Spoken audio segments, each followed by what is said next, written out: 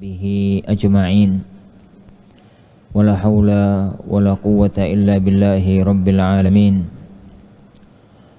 أشهد أن لا إله إلا الله وحده لا شريك له إله الأولين والآخرين وأشهد أن محمدا عبده ورسوله المبعوث رحمة للعالمين اللهم صل وسلم وبارك على نبينا محمد وعلى آله وأصحابه أجمعين ولا حول ولا قوة إلا بالله رب العالمين أما بعد. Kita lanjutkan ya ikhwah kajian kita. Sekarang kita masuk pada poin yang ke-47. Benar ya? Pada poin yang ke-47 dari fasal atau dari bab at-tahalli bil amal. Hendaknya seorang penuntut ilmu itu menghiasi diri mengamalkan ilmu yang telah dia pelajari. Poin yang ke-47 beliau mengatakan siyanatul ilm, menjaga kehormatan ilmu. Siyanatul ilmi, menjaga ilmu. In balaghta mansiba, jika engkau mencapai satu kedudukan, engkau meraih satu kedudukan, fatadzakkar, maka ingatlah, anna hablal wasli ilaih talabuka lil ilmi, bahwasanya tali penyambung yang mengantarkan kamu bisa mencapai kedudukan dan jabatan itu adalah talabuka lil ilmi, kamu belajar ilmu agama. Fa bi fadlillah, maka hanya karena karunia dari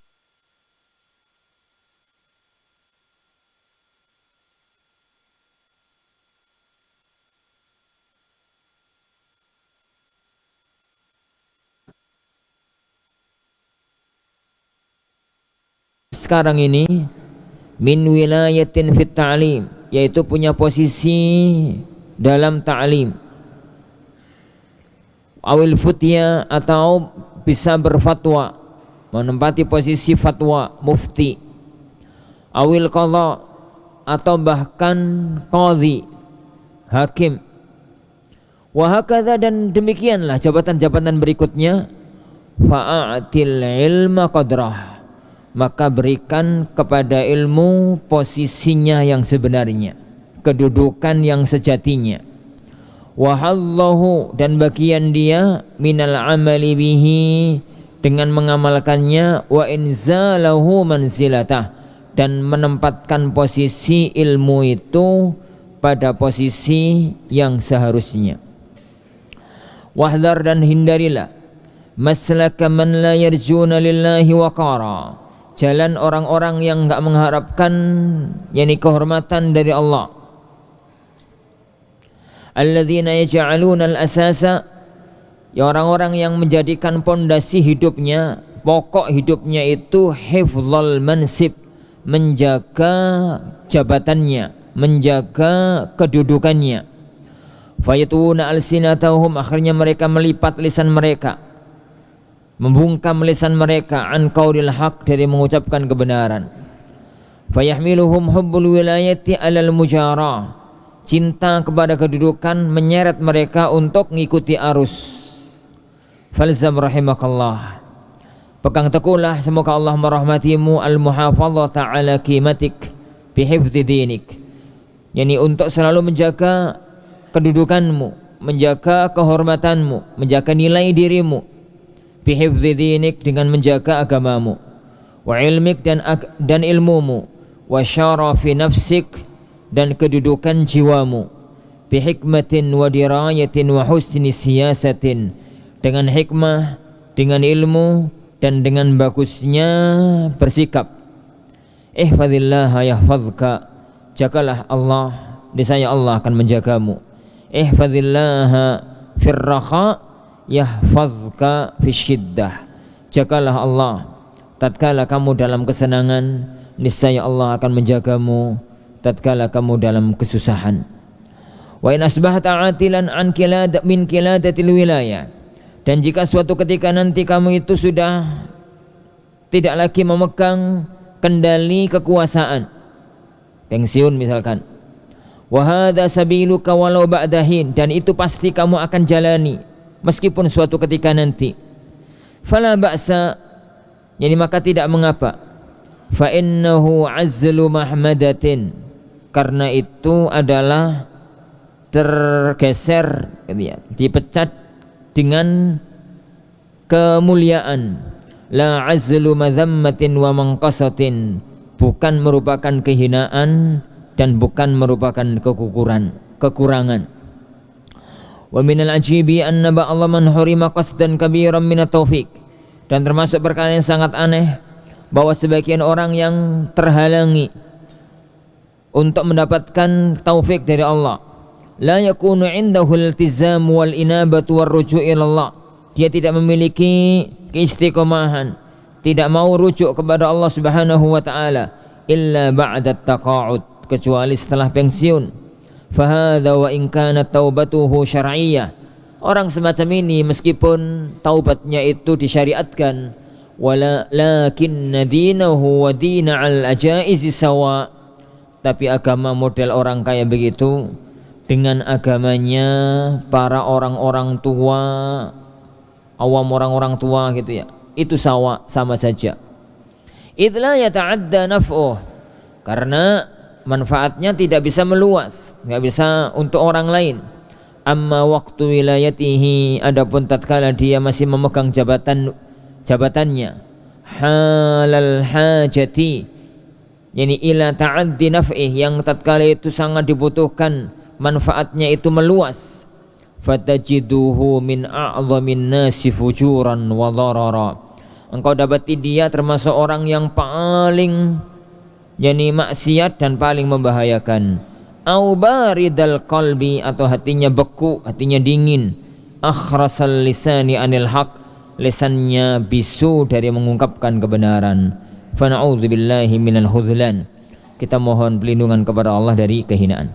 Para hadirin azanillahu wa iyyakum. Masalah yang ada di hadapan kita bahwa sudah merupakan janji Allah, Allah Subhanahu wa taala itu akan mengangkat derajat orang yang punya ilmu.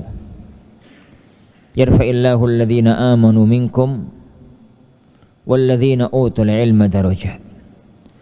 Dan sunnatullah berjalan, tidak ada seorang alim kecuali pasti menjadi orang yang terhormat di tengah kampungnya, di tengah masyarakatnya, bahkan menempati posisi-posisi penting di tengah masyarakatnya.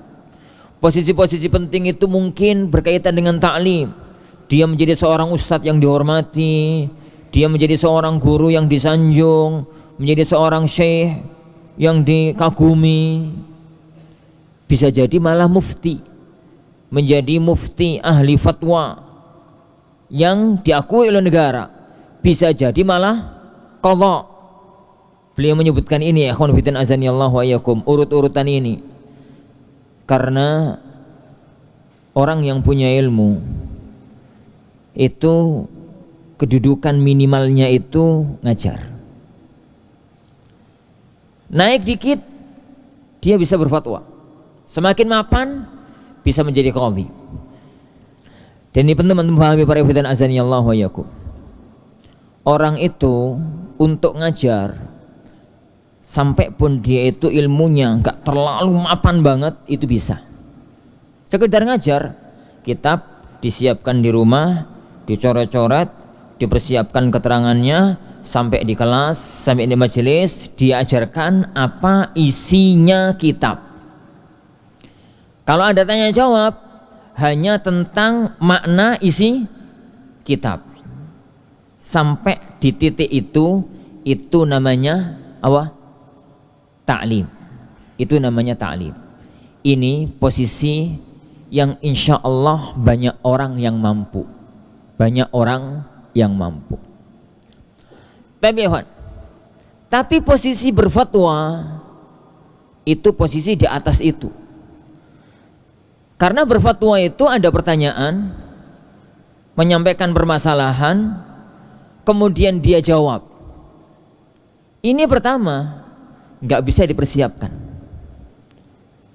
Karena fatwa itu pertanyaan itu datang mendadak. Nggak bisa kalau mau taklim itu kemudian jamaah ditanya, besok antum mau tanya apa, tak siapkan dulu.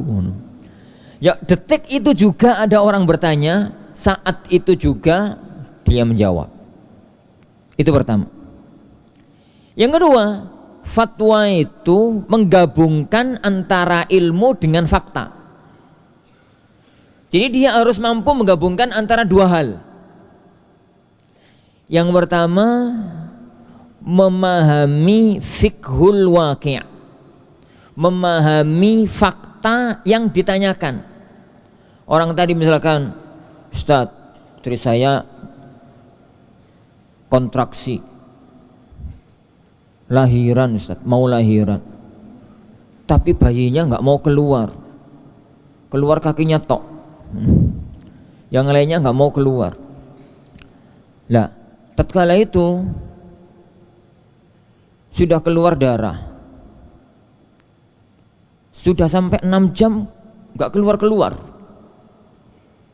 Gimana Ustaz? Sholat apa enggak? Gugur sholat apa enggak? Dalam kondisi semacam itu, antum itu enggak cuma butuh faham tentang ngajari fikih nifas, tapi benar-benar memahami kasus lapangan. Berarti gambarannya ada seorang wanita mau lahiran, bayinya belum keluar, masih keluar kakinya tok, masih keluar kakinya tok, belum keluar semua, tapi sudah ada darah yang keluar. Itu nifas atau istihadah. Itu kasus yang pertama. Selain difahami kasus itu dengan tepat, disambungkan dengan dalil, dikonekkan antara keduanya, jadilah fatwa. Jadilah fatwa. Makanya fatwa itu di atas ta'lim, Dan sebenarnya ya ikhwan, ini yang rawan. Titik fatwa itu yang rawan. Kenapa? Karena ngajar itu bisa dipersiapkan dan tidak akan melebihi batas kemampuan yang dia miliki. Tapi berfatwa itu seringnya orang itu malu kalau ngomong wallahu a'lam. Kalau ngomong nggak tahu, wis kadung di syuting, ini wis kadung masuk YouTube, ngomong nggak tahu itu nggak bisa. Itu posisi fatwa dan itu titik yang rawan. Semakin rawan lagi kalau dia menempati posisi qadhi. Karena fatwa itu ghairu mulzim, sedangkan qadhi itu mulzim. Fatwa itu enggak mengharuskan yang dikasih fatwa menerima fatwanya. Bisa jadi dia tanya sama salah satu asatidzah, tapi jawabannya kok kayak gitu ya, enggak srek. Akhirnya kemudian tanya sama ustadz yang lebih mapan ilmunya, kemudian serak di hati, jawabannya lebih mantap. Itu nggak apa-apa dalam dunia fatwa, asalkan bukan cari-cari keringanan. Tapi kalau sudah hakim menetapkan, maka itu pasti harus dilakukan. Keputusan hakim itu mulzim. Kemudian hakim itu nggak cukup cuma sekedar ahli fatwa tadi, dia harus membuktikan fakta yang terjadi sebenarnya itu kayak bukan sekedar berita. Ini bukan sekedar berita, tapi membuktikan itu benar-benar terjadi. Nah, seorang yang punya ilmu ya ikhwan, takdirnya Allah, sunnatullah di muka bumi itu yarfa'illahu alladhina amanu minkum walladhina utul ilma darajat. Itu pasti dan sejarah menjadi bukti yang nyata. Al-Asma'i, siapa kenal Asma'i? Enggak tahu antum ya. Di ilmu apa nama Al-Imam Al-Asma'i muncul? Nggak kenal juga. Ya wis lah, nggak kenal rapopo, nggak situ. Al-Asma' itu seorang alim dalam ilmu bahasa dan qiraah.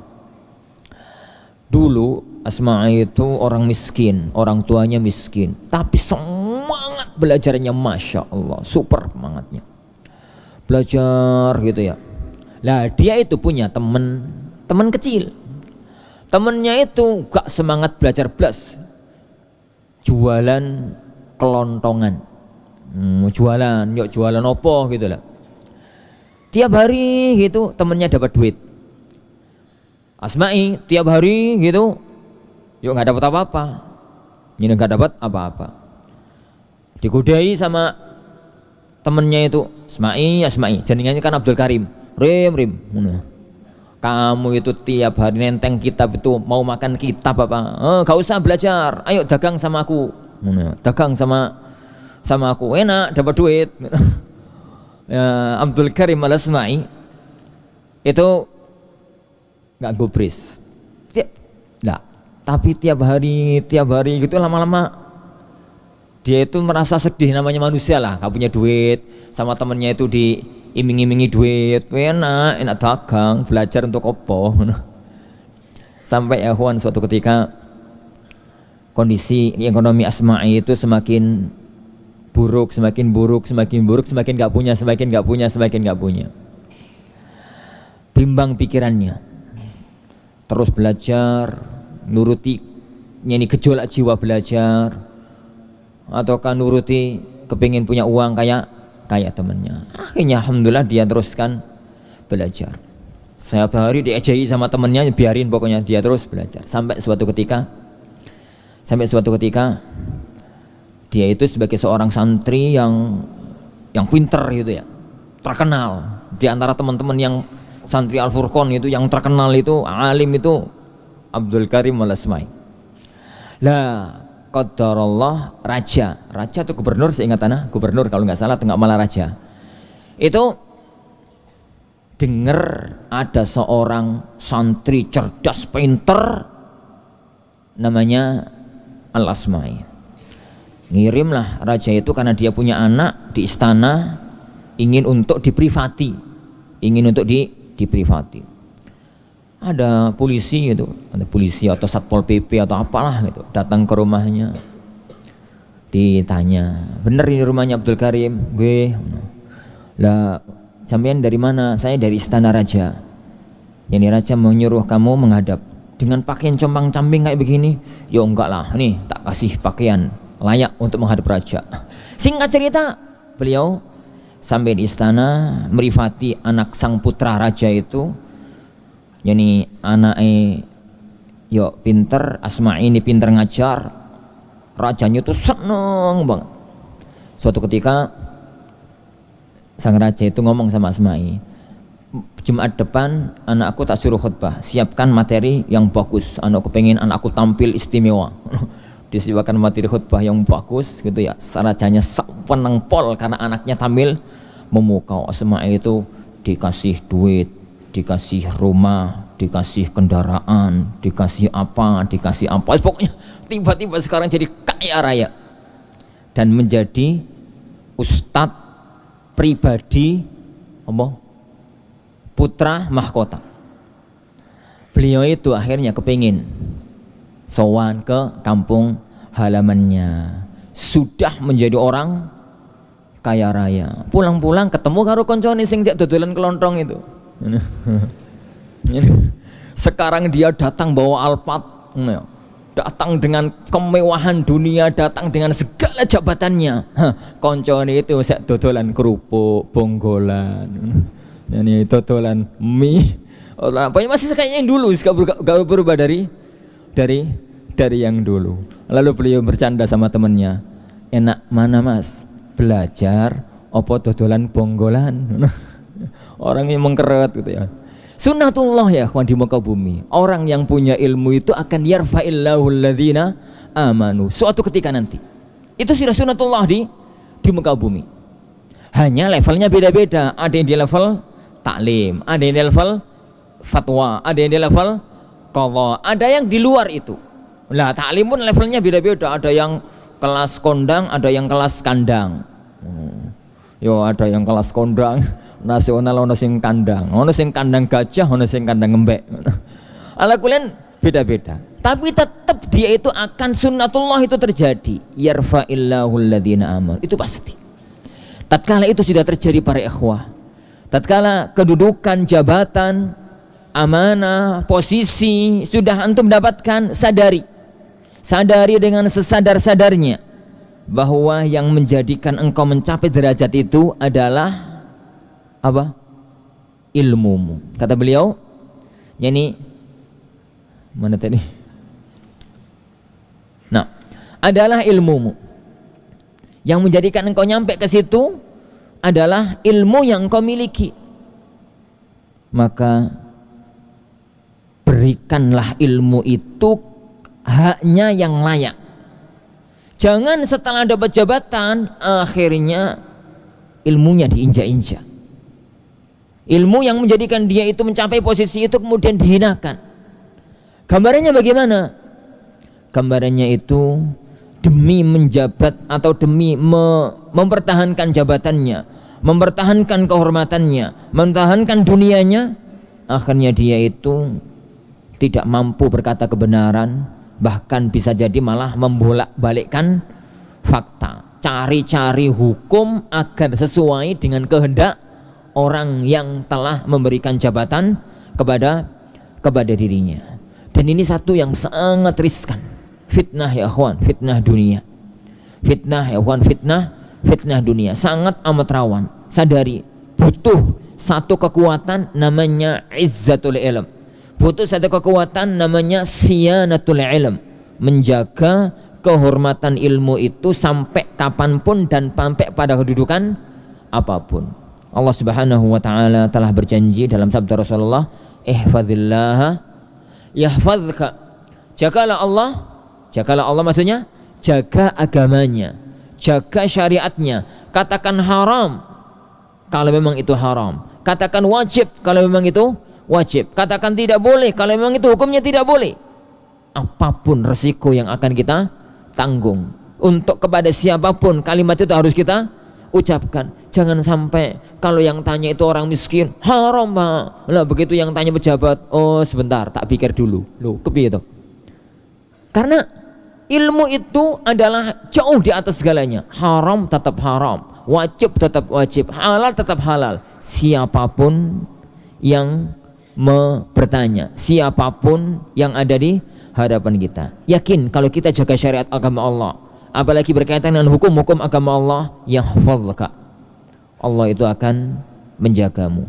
Ihfazillaha firraha, jagalah Allah, jagalah syariat agama Allah pada waktu kamu senang, pada waktu kamu mendapatkan posisi-posisi yang penting semacam itu. Yahfazka fisyiddah, tatkala kamu nanti susah, dan itu pasti dalam hidup. Karena hidup di muka bumi ini sunnatullahnya adalah watilkal ayyamu nudawiluha bainan nas. Dan hari-hari itu kami jadikan berputar. Orang itu nggak pernah senang terus di atas terus. Orang itu ya kawan, dari bawah merangkak sampai puncak dia akan turun. Orang itu ngejar jabatan. Setelah dapat jabatan, tengah-tengah itu dipecat. Kalau nggak sampai dipecat, pensiun. Kalau nggak pensiun, mati. Itulah kehidupan. Itu sebuah sunnatullah dalam kehidupan. Watilkal ayyamu nudawiluha bainan nas. Maka jagalah syariat Allah tatkala kita sedang senang. Niscaya Allah akan menjaga kita tatkala kita itu dalam kondisi susah. Dan satu kebaikan yang sangat baik adalah tatkala kita itu dimuliakan oleh Allah dengan ilmu. Dengan ilmu kita, maka gunakan jabatan itu, kedudukan itu untuk menegakkan kalimat Allah Subhanahu wa taala di muka bumi. Jangan kayak orang yang disindir oleh syekh di sini. Saat masih memegang jabatan kayak setan bisu. Ada kemungkaran, diem. Ada yang harus disampaikan, diem.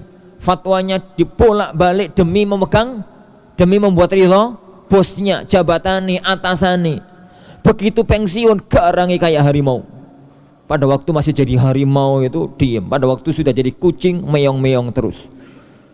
Betapa banyak orang itu kalau sudah pensiun baru keluar menegakkan kebenaran ini itu. Kemarin kemana mas? Ya bagus sih tobat daripada mati gak sempat tobat. Tapi tobatmu itu kata beliau itu dinahu wa dinal ajaizi sawa. agama kamu sekarang, agama model semacam itu, tatkala megang jabatan tinggi dia itu diem kayak setan bisu, tatkala pensiun baru kowar-kowar. Itu agama orang kayak dia dengan agama ajais. Ajais itu wong tuwa perempuan gak iso apa-apa.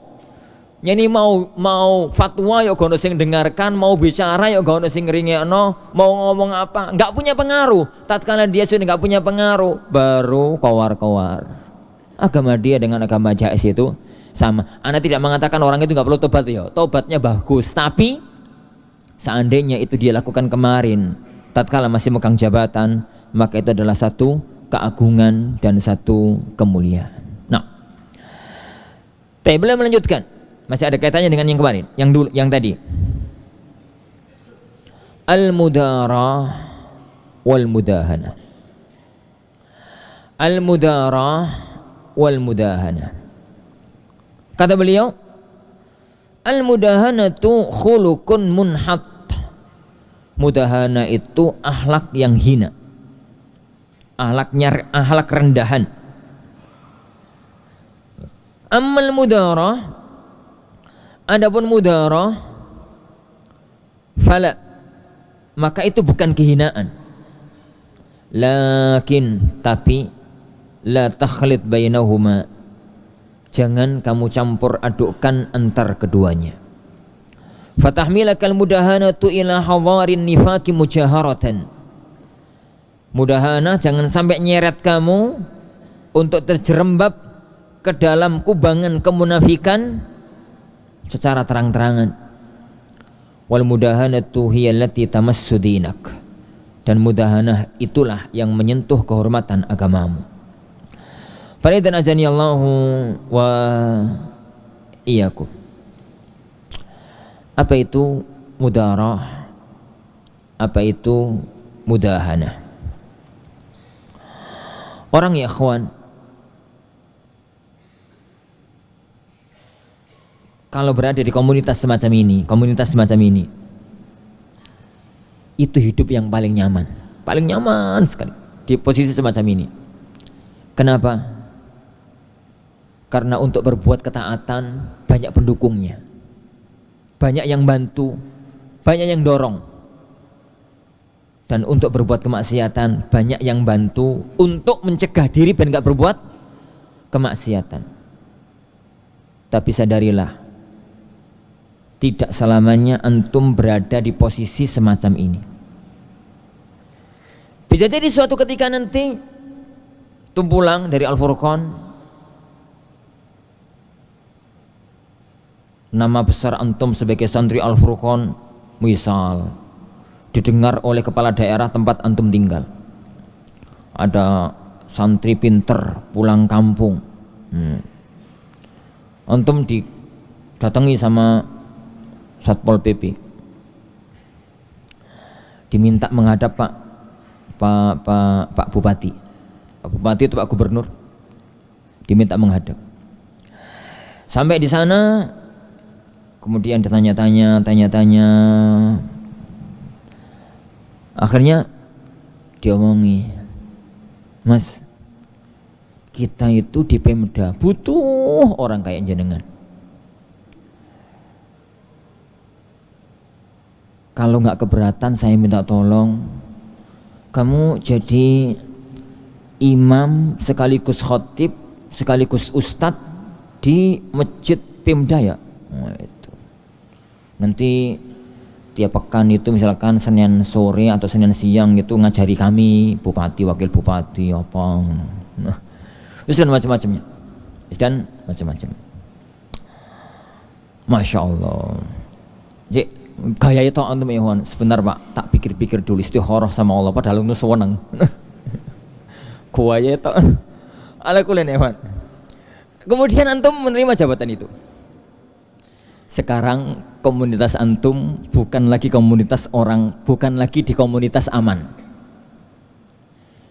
Sekeliling kita itu banyak orang-orang jahat. Atau kadang-kadang sekeliling kita banyak orang yang Islamnya itu beda jalur. Jadi beda bendera. Ada yang benderanya hijau, ada yang benderanya biru, ada yang benderanya apa? Ini hitam. Macam-macam. Lah namanya di Pemda ya ikhwan, macam-macam, warnanya itu macam-macam. Nah, suatu hari datang acara apa gitu. Pak Yai, kita mau biasanya kita itu mau ngadakan acara ritual sekar sesajen Pak Yai. Tolong nanti Pak Yai yang ngasih tausiah sekaligus doa nggih. Waduh, ini gimana? Mau nolak tak berani, mau ngiyakan syirik. Tatkala itulah siyanatul ilm antum teruji. Apa yang harus kita lakukan? Dan itu mesti terjadi, awan. Karena antum gak di komunitas aman. Di sini tuh komunitas aman banget, makanya anak milih di pesantren, komunitasnya aman. Oh, nggak pernah toh ngejak sekar sesajen itu nggak pernah. Paling ya kadang-kadang dimintai acara apa gitu. Tapi kan alasannya gampang, sedang ada jadwal Pak, nggak selesai masalah. Ya apa gitu, kadang-kadang orang pemerintahan minta Ustadz ada acara ini Ustadz. Ini acara ini gabungan, hari pertama konser, hari kedua itu hari kedua itu pengajian Ustadz. Tolong Ustadz nggih, pengajiannya jenengan. Lah konsernya sinten Pak? Lah gitu kan. Konsernya sopo? Ana ya sebentar Pak, gayaku tok ngono. Sebentar Pak, tanggal berapa Pak ya? Buka HP. Oh maaf Pak, sedang ada jadwal. Itu, selesai masalah. Jadwal turu, bu jadwal mangan. Jadwal itu aja. Hari hanya nanti pergi. Nah kemana anda pergi aja kok? Nyaman ya Wan. Komunitas kayak begini tuh nyaman. Tapi di saat komunitas kayak begitu, itu sulit. Antum orang dalam. Antum orang Pemkot, orang Pemda. Tiap hari datang. Tiba-tiba besok uldur. Anu Pak, saya nggak bisa Pak nggih. Besok saya mau sakit. Lucu. Nggak mungkin ya Wan. Lah tatkala itulah perhitungan ilmiah sangat diperhitungkan. Siyanatul ilm. Lakukan mudarah, jangan lakukan mudahana.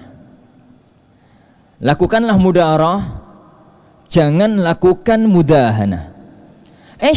Apa makna dari mudarah dan apa itu mudahana? Mudarah itu antum tahu proyek masa depan dakwah di Pemda ini bagus. Masya Allah, orang-orangnya itu meskipun menentang awalnya diajak diskusi itu enak gitu. Kemarin nggak rajin jamaah, sekarang rajin. Kemarin nggak ngaji, sekarang apa? Ada 1-2 menentang, diomongin enak. Dan kayaknya insya Allah 2 tahun 3 tahun ke depan Pemda ini jadi salafi. Prediksi kita, prediksi manusia kan bisa dibaca atau orang-orangnya itu bisa dibaca. Kayak 3 tahun 4 tahun ke depan insya Allah ini jadi markas dakwah Ahlus Sunnah di kampung ini. Ini berarti butuh teori, butuh siasat, butuh langkah. Nggak mungkin sekarang langsung semuanya haram. Lawang Allah Subhanahu wa ta'ala untuk mengharamkan khomer aja butuh 4 kali tahapan, mengharamkan riba butuh 4 kali tahapan. Rasulullah Shallallahu Alaihi Wasallam tahun ke-6, tahun ke-7 Hijriah tawaf mengelilingi Ka'bah itu masih banyak berhalanya, ya toh? Di Ka'bah itu kelilingi 360 berhala. Tatkala Rasulullah SAW tawaf pada waktu Umratul Qadha tahun ke-7 belum Fatu Mekah, itu tawaf ngelilingi ngelilingi Ka'bah. Kok ngelilingi Ka'bah? Ngelilingi Ka'bah yang tatkala itu di sekitar Ka'bah banyak berhala. Tapi gak dihancurkan oleh Rasulullah, dibiarkan oleh Rasulullah karena belum waktunya. Nunggu waktu yang tepat untuk melakukan itu semua. Antum punya prediksi, insya Allah ini bisa. Ini bisa. Butuh langkah sedikit demi sedikit.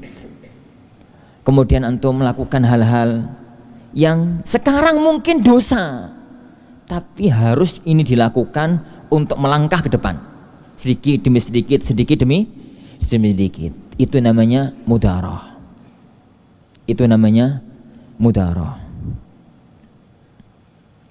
Jadi tidak semua yang haram sekarang dikatakan haram, bisa jadi butuh ditunda 4 hari, 5 hari, seminggu, 2 minggu, 7 hari, sebulan, 2 bulan, setahun, 2 tahun lagi. Tidak semua yang wajib harus dikatakan sekarang. Nunggu waktu yang tepat, tapi itu demi mencapai tujuan yang diinginkan. Dan itu boleh. Itu boleh.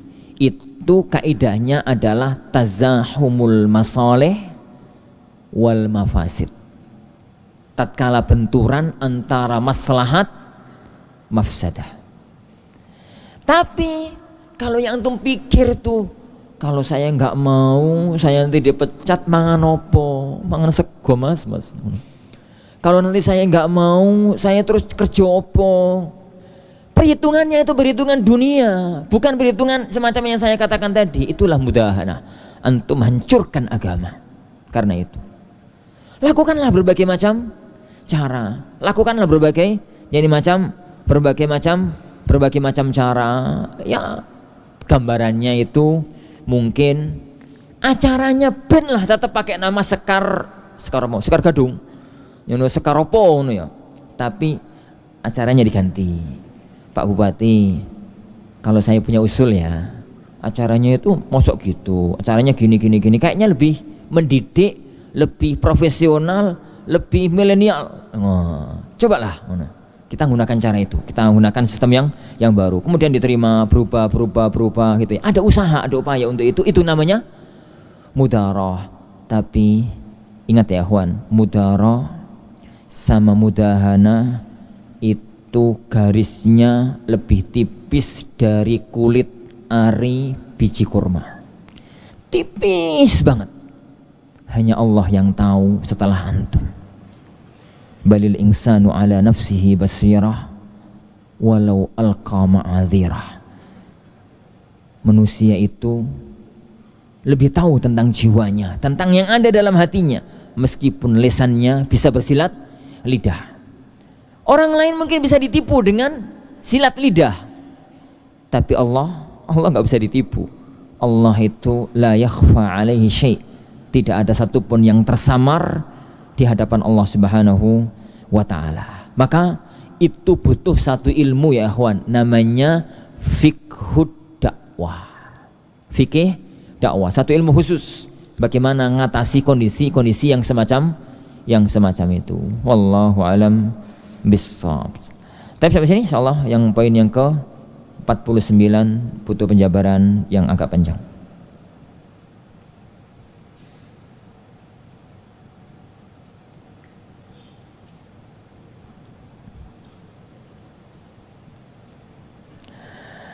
Ustaz tolong nasihati ana dan kami semua, karena ketika mendekati imtihan Allah malah futur dan teringat oleh kampung. Nggak usah teringat kampung, nggak boleh pulang kok. Imtihan besok nggak boleh pulang ya Wan. Setelah imtihan pindahan kelas, pindahan asrama, jadi antum nggak usah pulang. Jadi itu yang pertama. Itu yang pertama ya Wan. Yang kedua ya Wan, rindu kampung itu fitrah.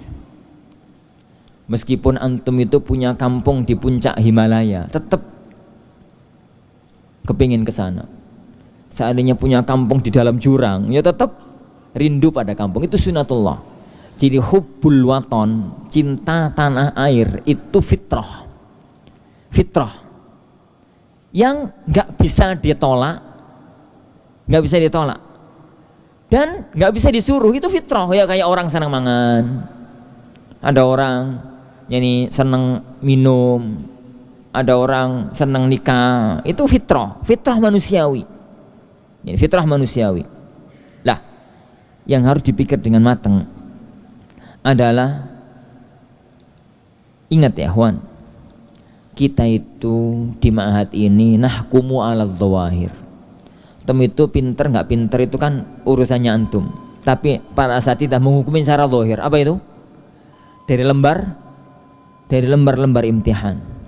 Lembar-lembar imtihan itu hanya qarain, tanda-tanda bahwasanya antum itu faham. Kalau ada ustadz tanya, masalah ini jawabannya apa? Ana paham ustadz, tapi saya nggak bisa mengungkapkan. Terus piye ya? Harus diungkapkan agar ustadz antum itu yakin kalau antum itu paham. Maka itu adalah acuan yang kita pakai untuk kenaikan kelas. Dan ingat, ilmu itu butuh semakin bertambah, tambah naik, maka butuh proses kenaikan kelas. Perjuangkanlah dan nggak usah mikir kampung ya, nggak boleh pulang kok, insyaallah.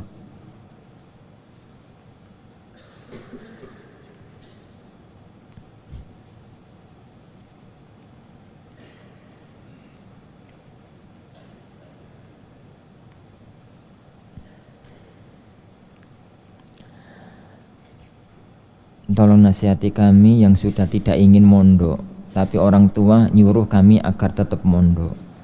Yang kedua, berikan nasihat pada saya dan teman-teman saya yang kepingin pindah di umum.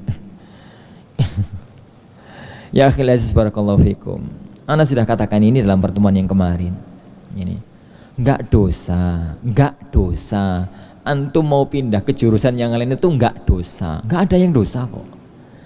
Tapi ya jangan mikir dosa dan zikir pahala tok. Masalah yang akan kita hadapi itu adalah makom dan derajat kita nanti di hadapan Allah Subhanahu wa ta'ala. Anda katakan dalam pertemuan yang kemarin, antum mau pindah ke umum itu alasannya apa? Itu dulu yang penting. Alasannya apa? Kalau alasannya itu sesuatu yang bisa dipertanggungjawabkan secara syariat, tinggalkanlah ma'had ini dan pindahlah sampai pun ke kuliah-kuliah umum. Kalau pertimbangannya pertimbangan syar'i, sebagaimana saya katakan dalam pertemuan yang kemarin. Tapi kalau tidak, hanya karena yang lain, maksudnya tidak ada pertimbangan syar'inya, sesuatu yang perlu untuk dipertimbangkan. Antum itu ya akhwan, berada di jalur bebas hambatan, berada di jalur utama, Kalau ada orang itu dia bisa untuk melakukan satu aktivitas yang dengan aktivitas itu dia dapat alpat, lalu orang itu mengatakan, wis aku nggak kepingin jalur ini, aku tak kepingin jalur untuk bisa dapat black decker. Itu apa dosa? Enggak ya akhi. Antum mau dapat cari rongsokan itu loh, gak dosa. Tapi yo gini, antum dengan aktivitas yang sama bisa dapat alpat, tapi kemudian meninggalkan posisi itu untuk hanya dapat cherry. Itu aja masalahnya ya Tuhan. Ana tidak bisa mengatakan haram, dan tidak akan ada seorang pun yang mengatakan haram, karena memang itu bukan haram. Tapi permasalahannya adalah alasannya apa. Itu aja. Permasalahannya itu alasannya apa. Kalau alasannya kuat sebagaimana beberapa gambaran yang Anda gambarkan dalam pertemuan yang kemarin, ahlan wa sahlan, Allah akan ngasih taufik. Tapi kalau gambarannya itu adalah yang lain, maka itu yang perlu dipikir. Itu yang amat sangat perlu untuk dipikir. Ini semoga Allah Subhanahu wa taala menuntun kita untuk selalu berada di atas kebaikan dan kebenaran sampai kita menghadap kepada Allah Subhanahu wa taala. Kita akhiri majelis kita. Subhanakallahumma wa bihamdik, asyhadu an la ilaha illa anta, astaghfiruka wa atubu ilaik. Wa sallallahu wa sallama wa baraka ala nabiyina Muhammad. Assalamualaikum warahmatullahi wabarakatuh.